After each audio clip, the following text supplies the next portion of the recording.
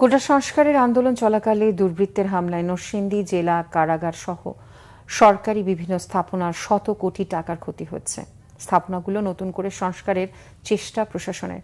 সিসিটিভির footage বিশ্লেষণ করে হামলায় জড়িত সন্দেহে দুজনকে আটক করা হয়েছে। বাকিদেরও খুঁজে বের করে দ্রুত আইনের আওতায় আনা হবে বলে জানিয়েছে পুলিশ। নরসিংদী থেকে লক্ষণ বর্মনের তথ্য ছবিতে ডেস্ক রিপোর্ট। গত ১৯ জুলাই শুক্রবার ঢাকা সিলেট মহাসড়কের জেলখানার মোড়ে কোটা সংস্কারের দাবিতে জড়ো হন শিক্ষার্থীরা।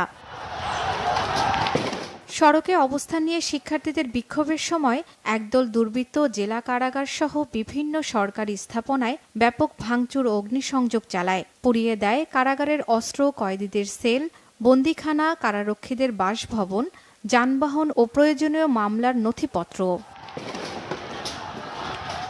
পরে কারা কর্মকর্তাদের জিম্মি করে মুক্ত করে দেয় ৯ জঙ্গিসহ ৮২৬ জন কয়েদিকে। লুট করা হয় ৮৫টি অস্ত্র। প্রত্যেকটা আসামির রুমগুলাতে ভাঙচুর করে সকলকে বের করে দিয়ে লুট করা, একদম এমন কোনো রুম নাই যে ভাঙচুর করা হয় নাই। তো এইটা কোন আন্দোলন আমার যুক্তিতে আসে না। একই সময় তাণ্ডব চলে নরসিংদী জেলা পরিষদ কার্যালয়, ইটখোলা হাইওয়ে থানা, পাঁচদোনা পুলিশ ক্যাম্প, মুক্তিযোদ্ধা কমপ্লেক্স, মাধবদী পোস্ট অফিস ও পৌরসভা কার্যালয়ে। কোটা আন্দোলনকে পুঁজি করে তৃতীয় পক্ষ এ হামলা চালিয়েছে, ধারণা শিক্ষাবিদ ও ব্যবসায়ীদের। আমাদেরকে প্রতিজ্ঞাবদ্ধ হতে হবে, যারা জেল থেকে দাগিয়ে আসামিদেরকে নেওয়ার জন্য জেলে ঢুকতে পারে তাদেরকে প্রতিহত করার জন্য জনগণকে জাগ্রত হতে হবে। এটা তো আসলে রাষ্ট্রীয় সম্পদ, এটা কোনো ক্রমেই কাম্য ছিল না। কোটা আন্দোলনের সাথে এতে কোনো সম্পর্ক নেই। তো সেটা দেশের একজন নাগরিক হিসেবে অবশ্যই আমাদেরকে এটা আহত করেছে। এ ঘটনায় মামলা হয়েছে 11টি। 4 জঙ্গি সহ 263 জনকে গ্রেফতার করেছে পুলিশ। আত্মসমর্পণ করেছে অনেক কয়েদি। এখানে আমরা অনেকের ভিডিও ফুটেজ পেয়েছি, একদম সুনির্দিষ্ট সিসিটিভি ভেঙ্গে অনেকে মুখ বেঁধে এসেছে। এই যে তাণ্ডব, এই তাণ্ডব তো এটা পরিকল্পনা করে আক্রমণ করেছে। আমাদের যারা গুলির নির্দেশ দিয়েছে এরকম আমরা এই 2 জনকে ধরেছি, তার স্পষ্টভাবে নাম বলছে।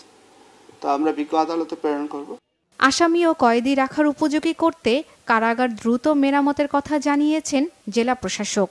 হামলার ধরন এবং ব্যক্তি বুঝে আমার মনে হয়েছে এটি একটি পরিকল্পিত হামলা। বিদ্যুতের লাইন, পানির লাইন, গ্যাসের লাইন সবগুলি কিন্তু দুষ্কৃতকারীরা একেবারে সব ড্যামেজ ধ্বংস করে ফেলেছিল। এই মুহূর্তে কারাগার কিন্তু আপনার নিরাপত্তার দিক থেকে এটি এখন নিশ্চিন্ত নিরাপত্তার মধ্যে আছে। জেল সুপার জেলার ইতিমধ্যে বরখাস্ত হয়েছেন, নতুন জেল সুপার এবং জেলার এখানে এসেছেন, নতুন কারারক্ষীদের দলও এসেছেন, খাবার দেওয়ার লজিস্টিক অন্যান্য সবকিছু এসেছে। ভবিষ্যতে যেন এ ধরনের ঘটনার পুনরাবৃত্তি না ঘটে সেদিকে সজাগ প্রশাসন। Bangla vision news desk.